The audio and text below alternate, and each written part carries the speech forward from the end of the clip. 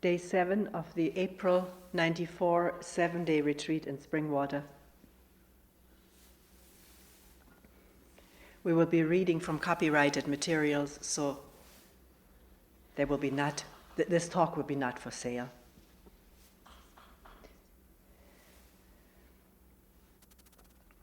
And we'll read from all kind of different authors. Many of you have heard most of the selections many times, some none at all, not at all, or a few times.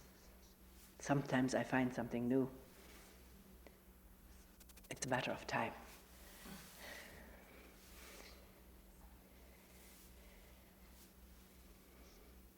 So our first selection will be from the Zen teaching of Wang Po on the transmission of the mind, translated by John Blofeld. Actually, it says rendered into English. It's nice.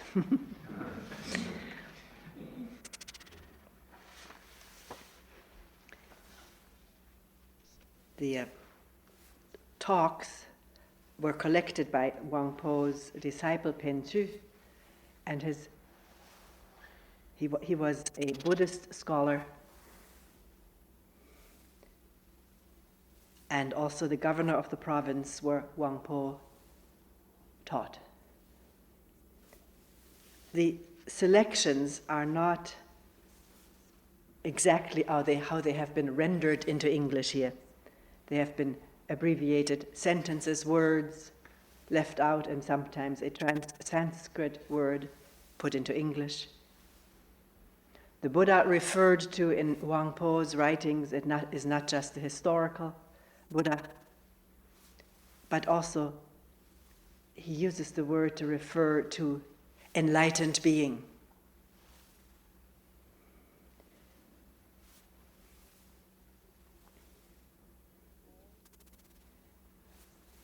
The Master said to me, all the Buddhas and all the sentient beings are nothing but the one mind.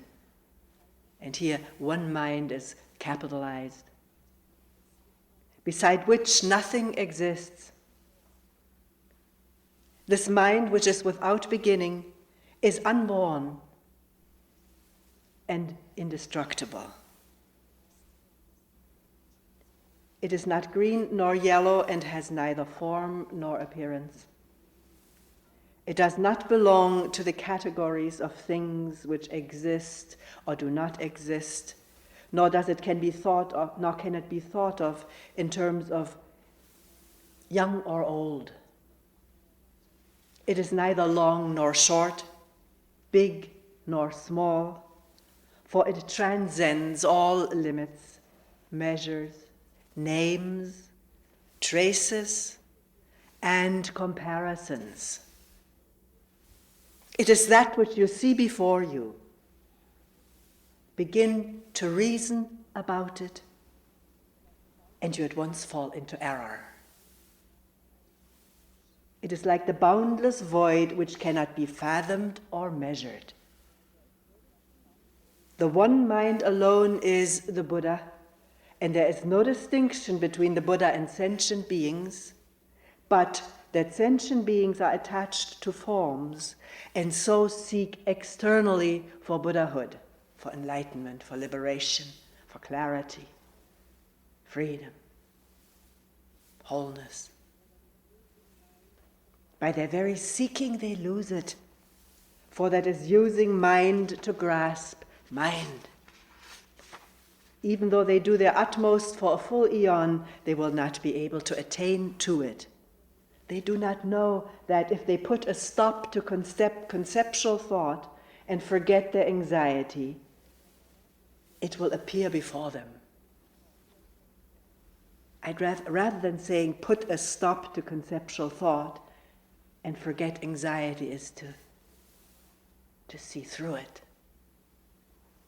Because thought is there and it arouses anxiety, but it can be seen through because it's fundamentally empty. No endurance.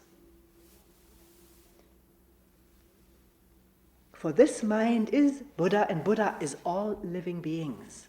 It is not the less for being manifested in ordinary beings, nor is it greater for being manifested in the Buddhas. Our original nature is in highest truth devoid of any atom of objectivity. It is void, omnipresent, silent, pure. It is glorious and mysterious, peaceful joy. And that is all. Enter deeply into it by awakening to it yourself. That which you see before you is in all its fullness utterly complete. There's naught beside it. Even if you go through all the stages of progress towards Buddhahood, one by one, when at last, in a single flash, you attain to realization, you will only be realizing the nature which has been with you all the time. And by all the foregoing stages, you will have added to it nothing at all. You will come to look upon those eons of work and achievement as no better than unreal actions performed in a dream. That's why the Buddha said, I truly attained nothing from complete unexcelled enlightenment.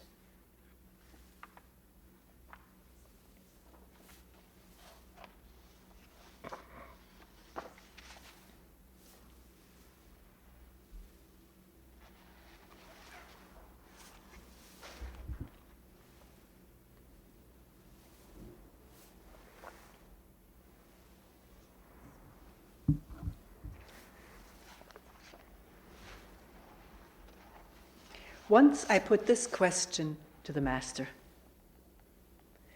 How many of the 400 or 500 persons gathered here on this mountain have fully understood your Reverence's teaching? The Master answered, their number cannot be known. Why? Because this way is through mind awakening. How can it be conveyed in words? Speech only produces some effect when it falls on the uninstructed ears of children.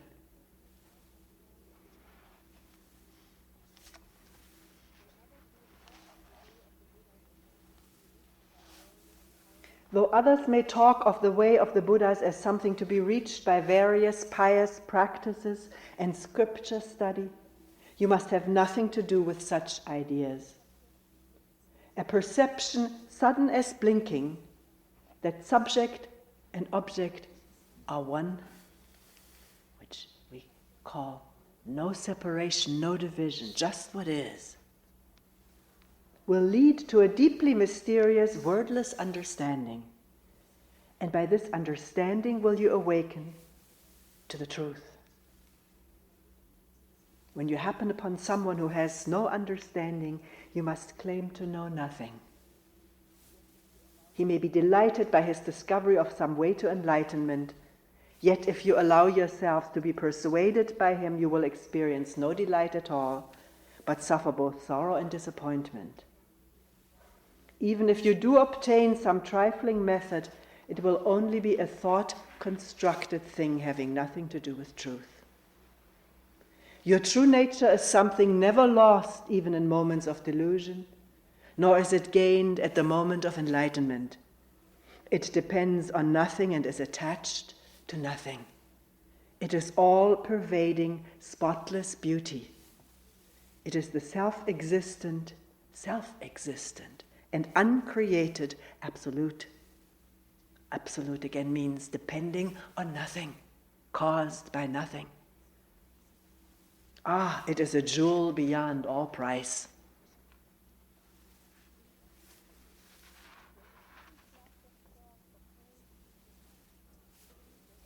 When a sudden flash of thought occurs in your mind,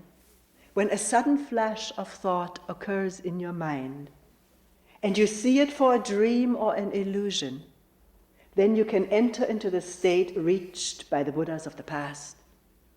Not that the Buddhas of the past really exist, or that the Buddhas of the future have not yet come into existence. Above all, have no longing to become a future Buddha. Your sole concern should be, as thought succeeds thought, to avoid clinging to any of them.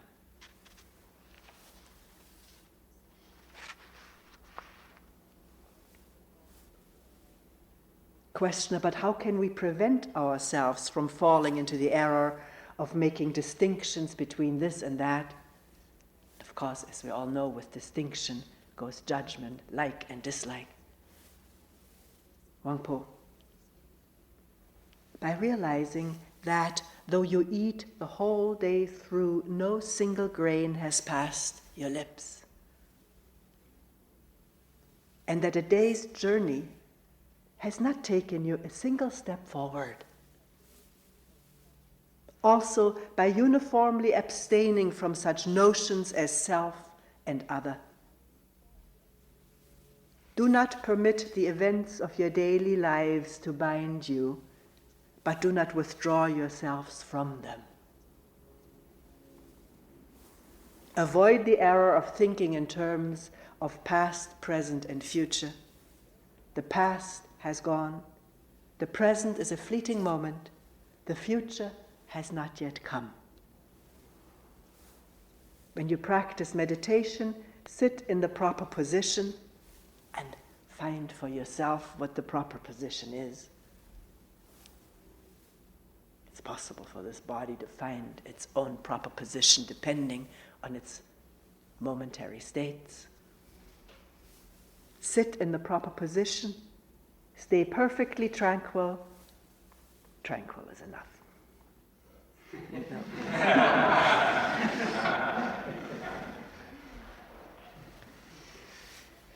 And do not permit the least movement of your minds to disturb you. But it so happens that the movements of the minds do disturb us. So, see it before it has raised havoc. It can be seen early enough, at times at least. So the connections to upheaval do not take place. If they do, then see the upheaval without judgment. This alone is what is called liberation. Be diligent, be diligent.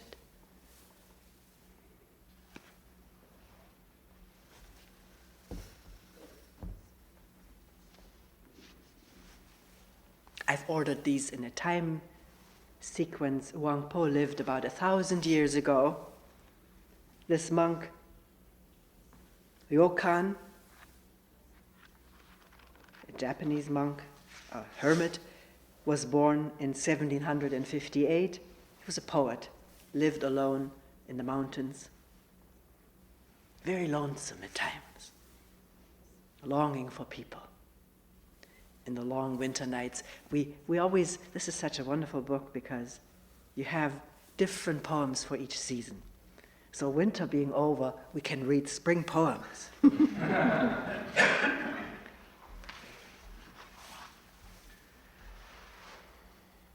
First days of spring, blue sky, bright sun.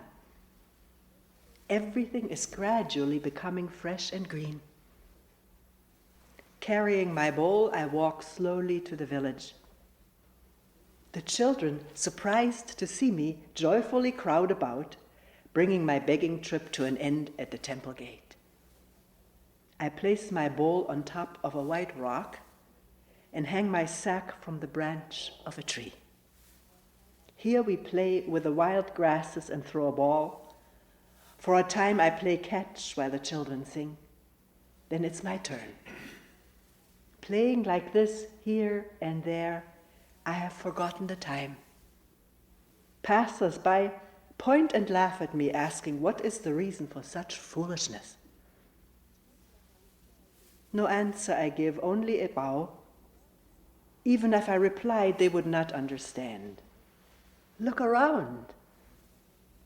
There's nothing besides this.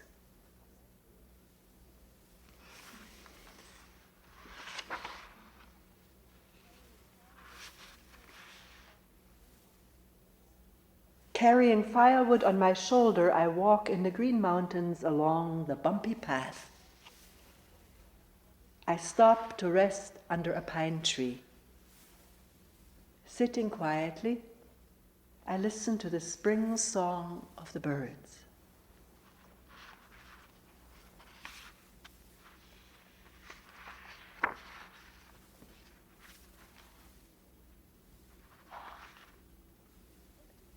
An evening dream. Everything must have been an illusion. I cannot explain clearly even one part of what I saw. Yet in the dream, it seemed as if the truth were in front of my eyes.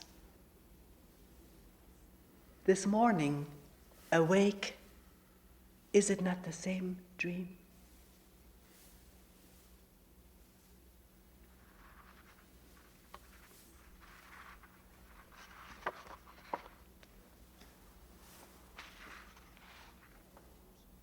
Spring has come. The trees are in bloom.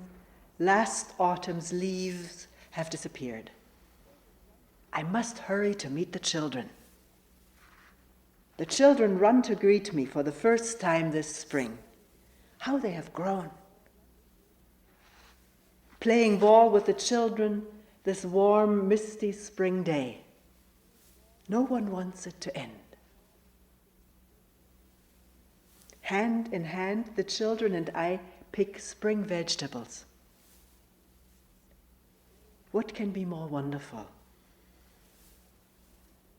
Playing in a garden among the cherry trees, my sleeves are covered with blossoms as the flowers fall.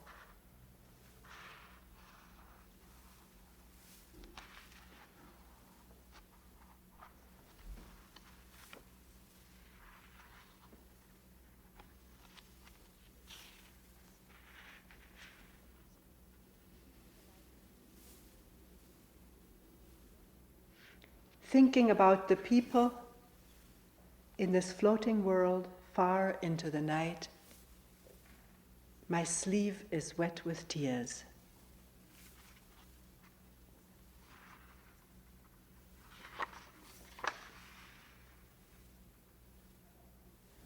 A thief has stolen my cushion and mat. Why did he break into my hermitage? The door is never locked. The night is ending and I sit alone by the window. A sparse rain falls gently against the bamboo grove. The thief left it behind. The moon at the window.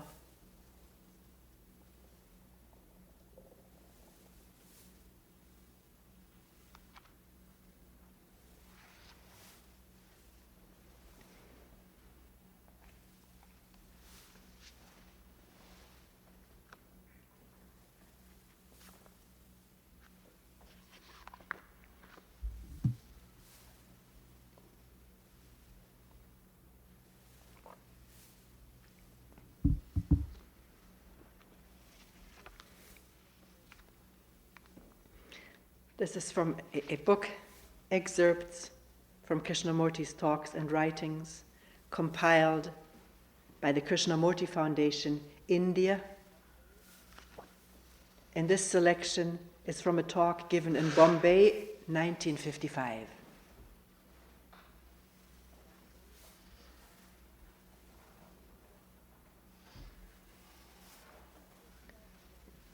Question.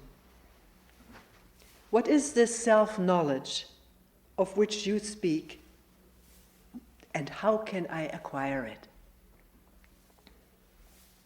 Krishnamurti. It is very simple, sir. The first step is the last step in self-knowledge. The beginning is the end. The first step is what matters, because self-knowledge is not something you can learn from another. No one can teach you self-knowledge. You have to find out for yourself. It must be your own discovery, and that discovery is not something tremendous, fantastic. It is very simple. After all, to know yourself is to watch your behavior, your words, what you do in your everyday relationships. That is all. Begin with that and you will see how extraordinarily difficult it is to be aware. Simple but difficult. Just to watch the manner of your behavior, the words you use to your servants, to your boss, the attitude you have with regard to people, to ideas, and to things. Just watch your thoughts, your motives in the mirror of relationship. And you will see that the moment you watch, you want to correct it. You say, this is good, that is bad, I must do this and not that. When you see yourself in the mirror of relationship, your approach is one of condemnation or justification. Therefore, you distort what you see.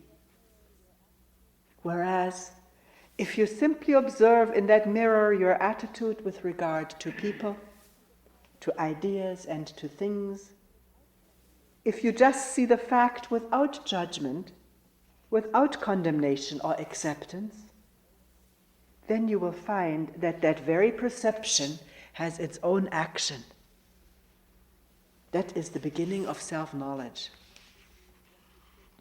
To watch yourself, to observe what you do, what you think, what your motives and what your incentives are, and yet not to condemn or justify, is an extraordinarily difficult thing to do, because your whole culture is based on condemnation, judgment, and evaluation. You have been brought up on do this and don't do that. But if you can look in the mirror of relationship without creating the opposite, meaning when I see this and I don't like it, I want to be like the opposite. Modest instead of greedy. Kindly instead of angry. So he says, if you can look into the mirror of relationship without creating the opposite, then you will find that there is no end to self-knowledge. You see, the inquiry into self-knowledge is an outward movement which later turns inward. First we look at the stars, and then we look within ourselves. In the same way, we look for reality, for God, for security, happiness in the objective world. And when it is not found there, we turn inward.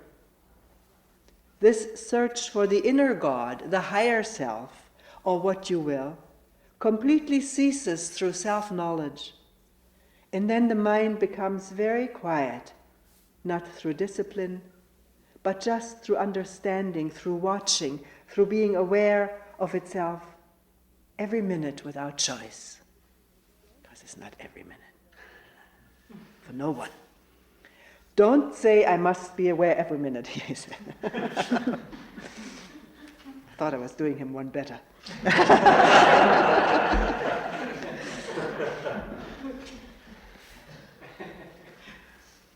Don't say, I must be aware every minute, because it is just another manifestation of our foolishness. When we want to get somewhere, when we want to arrive at a particular state. What matters is to be aware of yourself and to keep on being aware without accumulating. Because the moment you accumulate, then from that center you judge. Self-knowledge is not a process of accumulation. It is a process of discovery, from moment to moment in relationship.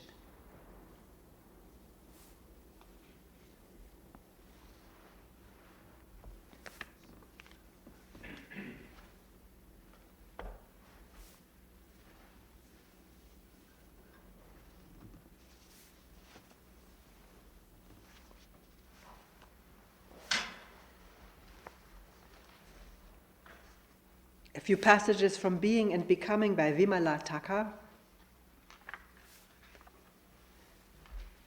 contemporary woman teacher in India. This book gives some of the dialogues which took place at Dalhousie during the summer of 1989.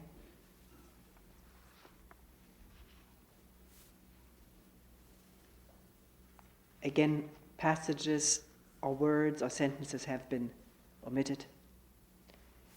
We are talking about an alternative way of living, which is a meditative way of living.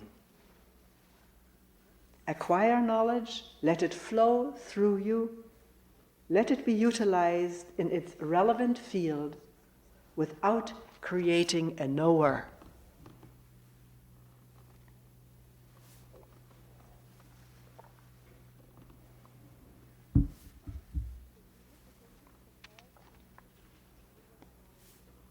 If we look at the roots of all human misery, we will find that misery is built upon our stupidity. We do not know how to relate to the structures and use them without identification, without creating a sense of authority out of them. Structures are not sacred. It is only life that is sacred. Patterns have no sacredness, whether you create them in the name of religion, spirituality, or politics. It is the pattern-free, structure-free, virgin dynamism of life that is sacred, that is divine. Wherever you have touched it with thought, you have manipulated it, you have structured it. It has a utility, but not sanctity. It has a utility, but no authority. An alternative way of living is feeding the brain and the system with all the knowledge, the techniques, without getting identified with it.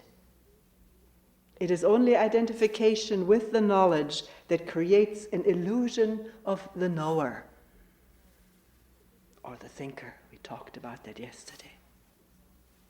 It is the creation of a knower that builds up your bondage. Identification with a knower, or with a thinker, or with a doer, that builds up your bondage. Knowledge itself has no power to bind you. It is the creation of the knower that is the obstacle. You have a beautiful, sensitive body, and the sensitivity gets in touch with its respective objects outside, and they bring sensations. Sensations are converted back to electric impulses, and the brain interprets them. It is a marvelous process of what you call experiencing. Contact with the outside world through the senses, which are very delicate, very tender. It is quite hard and arduous work to keep your sensual system pure, healthy, supple, and elastic. Let the experiences flow through the sensual system. Nothing wrong in a sensual sexual experience, but you create an experiencer and you get stuck in the experiencer and its likes and dislikes, its value structures, its preferences, prejudices, its theories.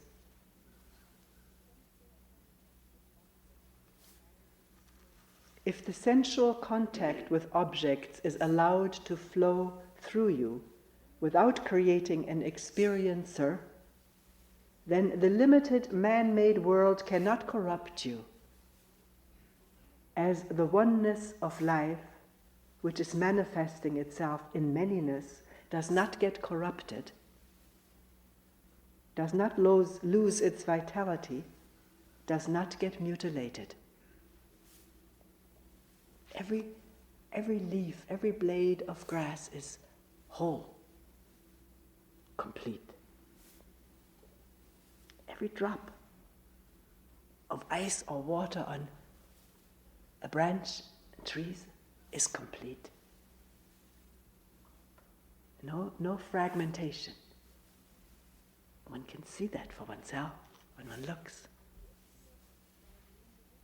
In the same way, you acquire knowledge and you appear as an individual playing the role of a father, a mother, a brother, a son, a daughter. You're only appearing as many. You are one. You are one appearing as many.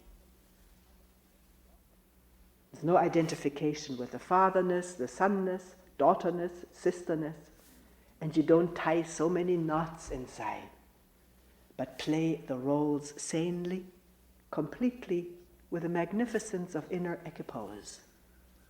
Then you're appearing as many, functioning as many. You're acquiring the knowledge of structures, and handling of structures shall not corrupt you. In the human-made world, one has to learn to let knowledge flow without creating a knower, and let experiences take place without creating the experiencer. That is the way of meditative living.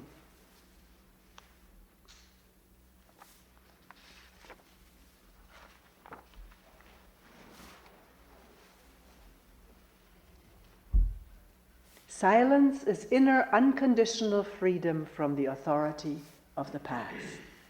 From the authority of the past. The past exists as memory, but it needs not have authority, compulsion, when it's seen to be memory. Silence is unconditional freedom from effort and therefore the alternative way of living. Meditation has no repetition at all. It is moment to moment. In the moment of relating, you're living. In the moment of aloneness, you're dying. It is living and dying, like inhaling and exhaling. To be alone is to die to the sense of being somebody or being something. Is not that the content of death and dying? To be alone is to die to the sense of being something.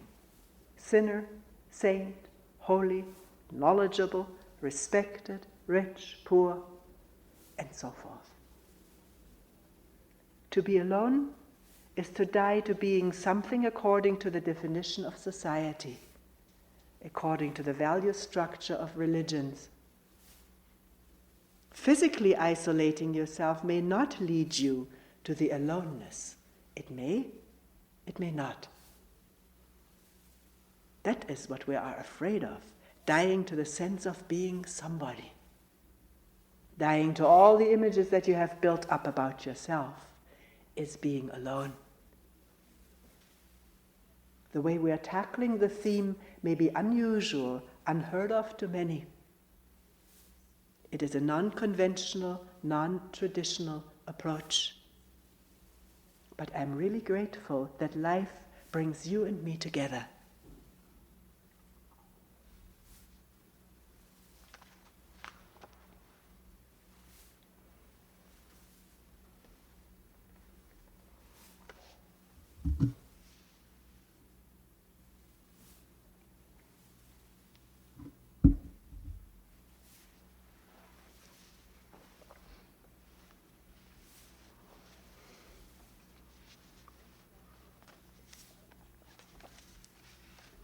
One chapter from I Am That by Nisargadatta, a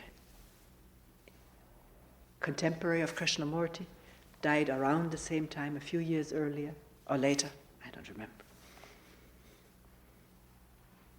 These were translated by Maurice Friedman. This is chapter 2 of a book which is actually this thick, but I cut it into pieces. It was too heavy to hold.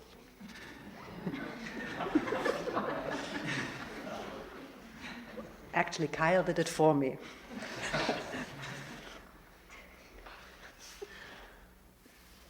Obsession with the body. Questioner. Nisargadatta, it says here Maharaj, but I use the name. You are sitting in front of me and I am here at your feet. What is the basic difference between us? Nisargadatta. There's no basic difference. Questioner. Still, there must be some real difference. I come to you, you do not come to me.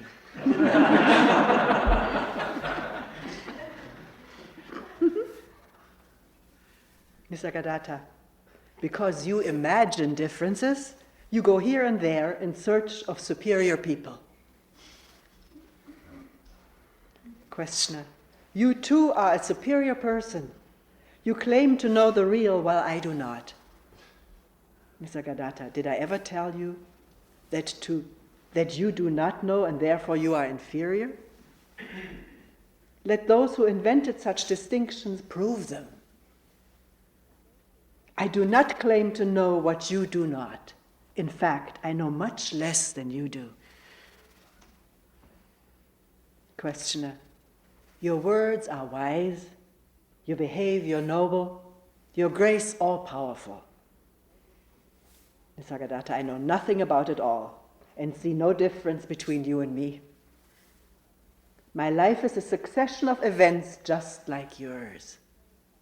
Only I am detached and see the passing show as a passing show, while you stick to things and move along with them. Questioner. What made you so dispassionate? Nisargadatta, nothing in particular. It so happened that I trusted my guru. He told me I am nothing but myself, and I believed him.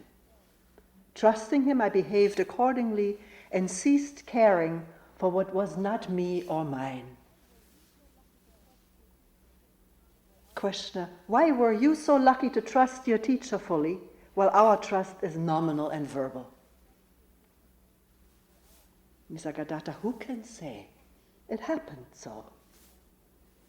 Things happen without cause and reason, and after all, what does it matter who is who? Your high opinion of me is your opinion only. Any moment you may change it. Why attach importance to opinions, even your own? Questioner. Still you are different. Your mind seems to be always quiet and happy, and miracles happen around you. Nisargadatta, I know nothing about miracles, and I wonder whether nature admits exceptions to her laws, unless we agree that everything is a miracle. As to my mind, there's no such thing. There is consciousness in which everything happens. It is quite obvious and within the experience of everybody. You just do not look carefully enough. Look well and see what I see. Questioner, what do you see? Nisargadatta, I see what you too could see, here and now, but for the wrong focus of your attention. You give no attention to yourself. Your mind is all with things, people, ideas, never with yourself. Bring yourself into focus. Become aware of your own existence. See how you function, watch the motives and the results of your actions. Study the prison you have built around yourself. By inadvertence, by knowing what you are not, you come to know yourself, or what you are, really. In Hinduism, the self is a word for your true nature. Or Buddhism also says your true self. The way back to yourself, or your true self, is through refusal and rejection. One thing is certain, the real is not imaginary, it is not a projection of the mind. What is real, what is true. Even the sense I am is not continuous, though it is a useful pointer. It shows where to seek, but not what to seek. Just have a good look at it. Once you're convinced that you cannot say truthfully about yourself anything except I am, and that nothing can be pointed at, can be yourself, the need for the I am is over. You're no longer intent on verbalizing what you are. No longer intent on verbalizing what you are. All you need is to get rid of the tendency to define yourself. All definitions apply to your body only and to its expressions. Once this obsession with the body goes, you will revert to your natural state spontaneously and effortlessly. The only difference between us is that I am aware of my natural state while you are bemused. Just like gold made into ornaments has no advantage over gold dust, except when the mind makes it so. So are we one in being. We differ only in appearance. We discover it by being earnest, by searching, inquiring, questioning daily and hourly, by giving one's life to this discovery.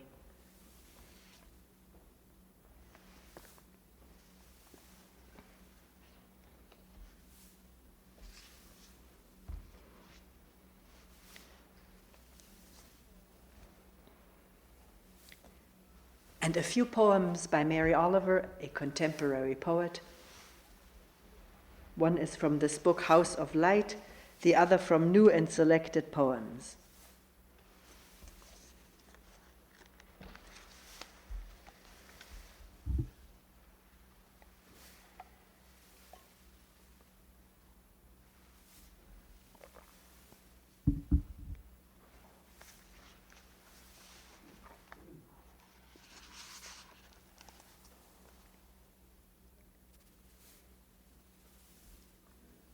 The Notebook. 6 a.m. The small pond turtle lifts its head into the air like a green toe. It looks around. What it sees is the whole world swirling back from darkness. A red sun rising over the water, over the pines, and the wind lifting, and the water striders heading out, and the white lilies opening their happy bodies. The turtle doesn't have a word for any of it. The silky water, or the enormous blue morning, or the curious affair of its own body. On the shore, I'm so busy scribbling and crossing out, I almost miss seeing him paddle away through the wet black forest. More and more the moments come to me. How much can the right word do?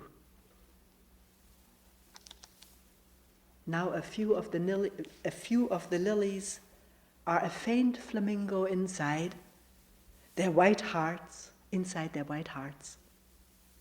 And there's still time to let the last roses of the sunrise float down into my uplifted eyes.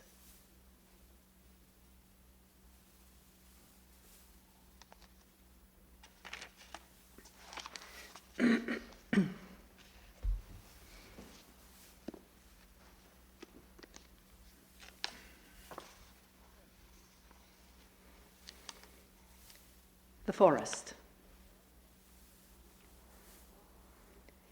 At night, under the trees, the black snake jellies forward, rubbing roughly the stems of the bloodroot, the yellow leaves, little boulders of bark, to take off the old life. I don't know if he knows what is happening. I don't know if he knows it will work. In the distance, the moon and the stars give a little light. In the distance, the owl cries out. In the distance, the owl cries out. The snake knows these are the owl's woods. These are the woods of death. These are the woods of hardship where you crawl and crawl, where you live in the husks of trees, where you live on the wild twigs, and they cannot bear your weight. where life has no purpose and is neither civil nor intelligent.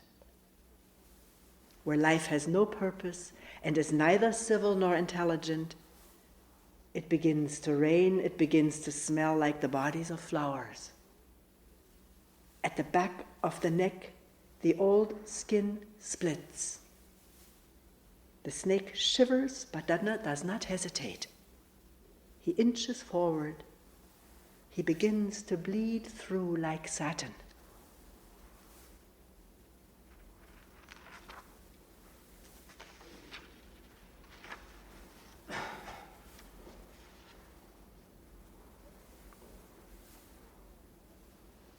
When death comes like the hungry bear in autumn, when death comes and takes all the bright coins from his purse to buy me and snaps the purse shut, when death comes like the measles pox, when death comes like an iceberg between the shoulder blades, I want to step through the door full of curiosity, wondering, what is it going to be like, that cottage of darkness?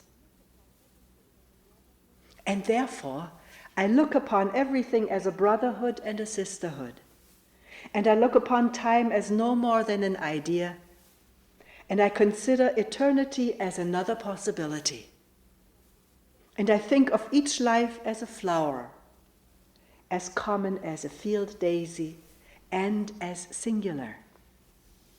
And each name a comfortable music in the mouth, tending as all music does toward silence, and each body a lion of courage and something precious to the earth. When it's over, I want to say, all my life I was a bride married to amazement. I was the bridegroom taking the world into my arms. When it's over, I don't want to wonder if I have made of my life something particular and real. I don't want to find myself sighing and frightened or full of argument. I don't want to end up simply having visited this world.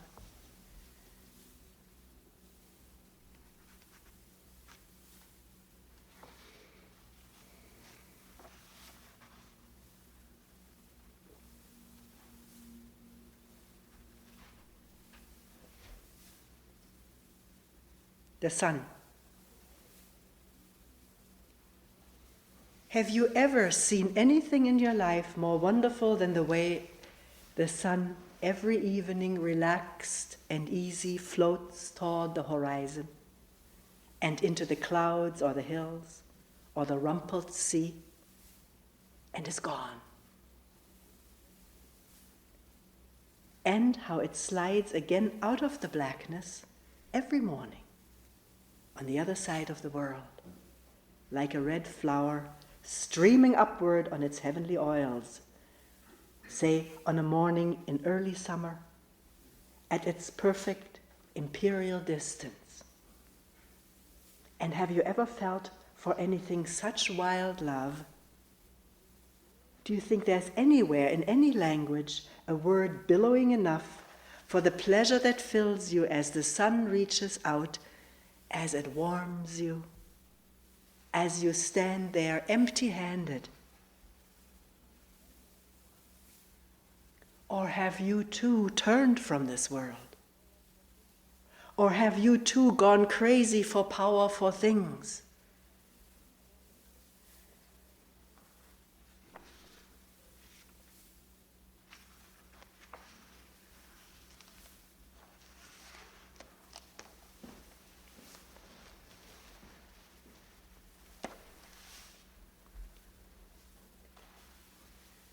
The summer day.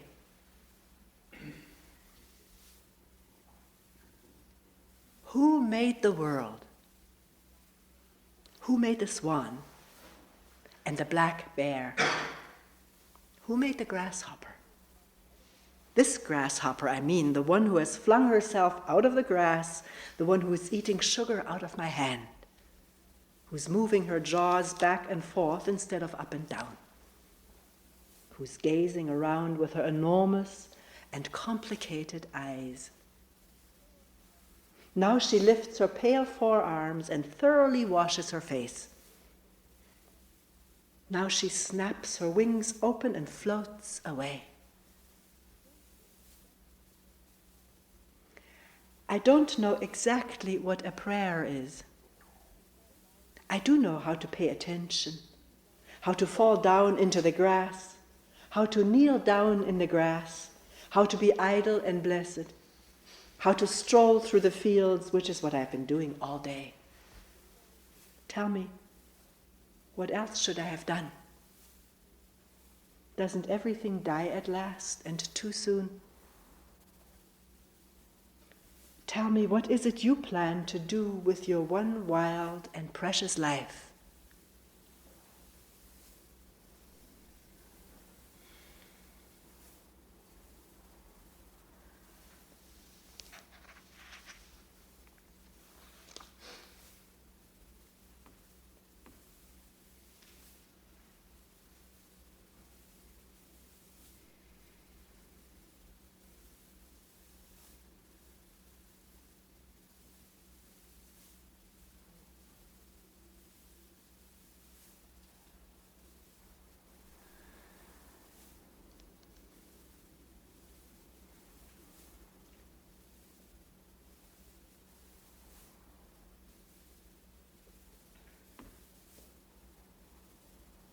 We will end here for today.